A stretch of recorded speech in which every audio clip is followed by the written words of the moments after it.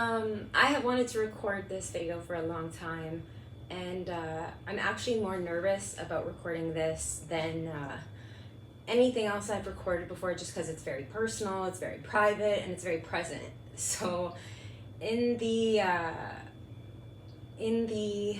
spirit of sharing and just healing in general, I really want to share this because this has been very important for my healing as of late.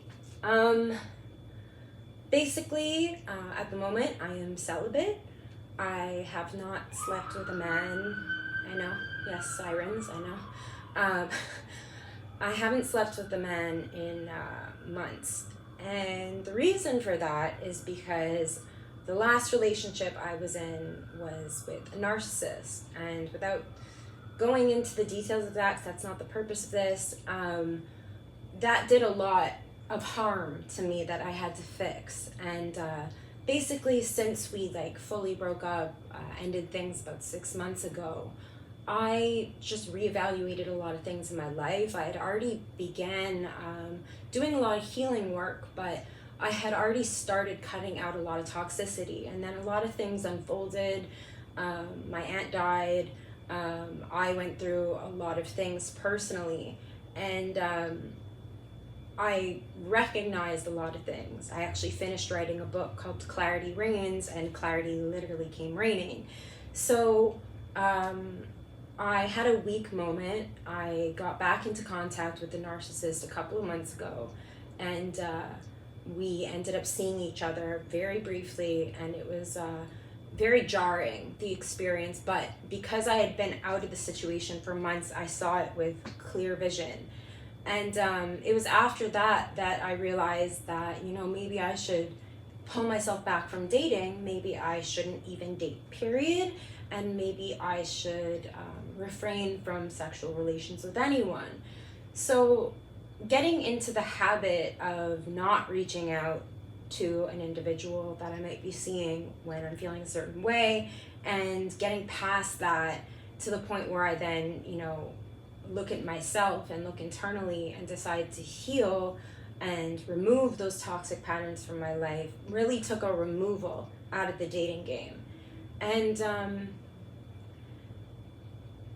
it's done a lot of good for me. First of all, since January, I don't know if anyone has noticed, I certainly have, my scale has, I have lost over 20 pounds. I'm not going to say exactly how much, but I'm about a pound away from my target weight, which makes me very happy because there were a lot of things out of my control at that point in time, and they were contributing to some very unhealthy lifestyle patterns. So I was able to, when I started eliminating toxicity in the form of relationships, I was really, really able to recognize what wasn't working for me and deciding, okay, maybe I can't quit this today, or maybe I can't change this pattern fully today, but I can do increments and I can take steps. And I just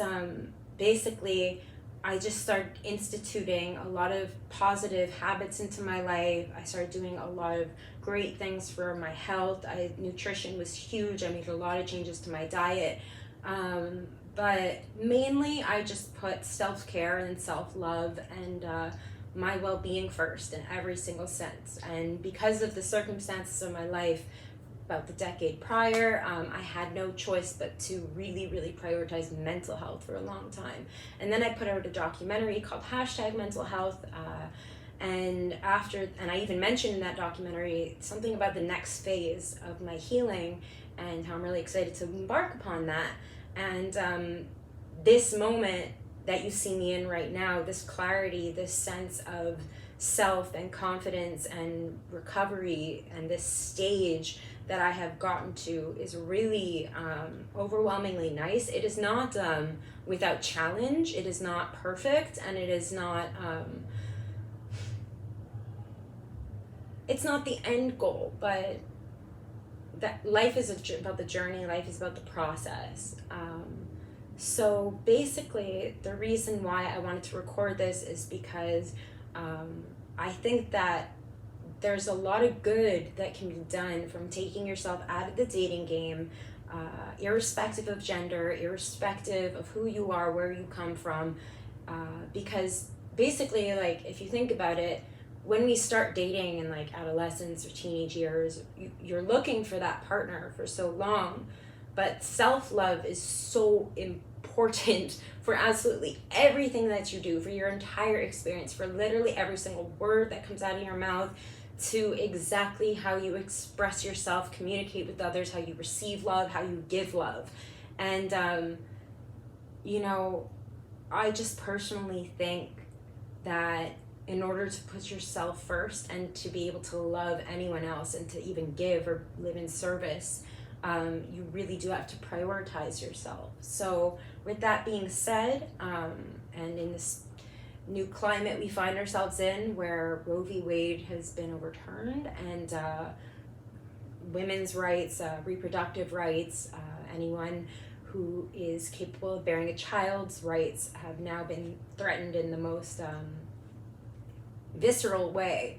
I think that it's a good time in society if you're one of those people who's just dated your entire life, gone from relationship to relationship or situationship to situationship, or been single your whole life, whatever, but you've always wanted love.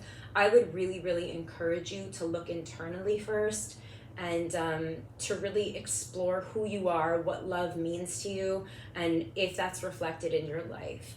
And with that being said, I just want to close with saying, you know, I this is not to discourage anyone from pursuing the path of love, because I feel closer to love than ever. I also just want to mention my outfit, this dress that I'm wearing. I wore this dress the other day on a first date with someone who I thought there was some potential with.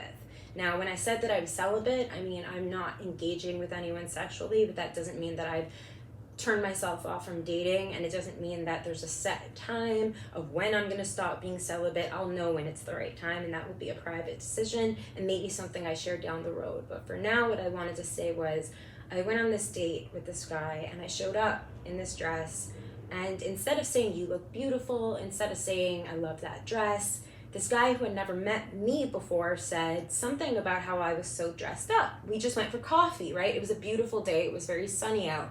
I simply wore this dress because I like it. I like how I feel in it, and it was a hot day, so I wore a dress. But this guy, instead of taking the opportunity to compliment me, took an opportunity to try and assess who I was based on a preconceived notion of who I was, or to put me down in some indirect way, or maybe he's just not good at giving compliments. Anyways, fast forward, I don't talk to the guy anymore. He's been deleted from my WhatsApp chat. He hasn't been blocked because I don't really care that much. But the reason why I bring it up is because that guy doesn't know me, period. To say to somebody who you don't know, it's your first meeting, "Why are you so dressed up?" I looked at him puzzled and thinking, I take pride in what I wear. I take pride in what I look like. Why is that what's coming out of your mouth? And I noticed that as a red flag right away, because for me, it was. And then I also recognized, as I pulled myself back from that situation, and I looked at some of his other behaviors that I didn't like, I recognized that I had dated a lot of men like him. And I recognized, not only like him, like literally from his profession.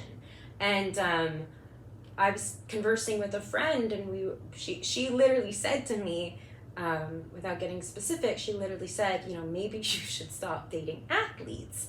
And you know, she was right. Shout out to you, love you. But not only was she right, and I right, because we both were talking, I recognized at the same time as my friend. And that's a pattern that I need to break. And it's not that all athletes are wrong. It's not that all athletes are bad. It's just that for me, and maybe who I am and what their priorities are, they don't mesh. You know, not everybody is a Russell Wilson. Not everybody is a Kyrie Irving. So in closing, I wasn't expecting this to be a 10-minute video, but consider celibacy if you're thinking about it. Take baby steps to get there if you want it, and just prioritize your self-love. And that's it. So, sending love and light. Peace.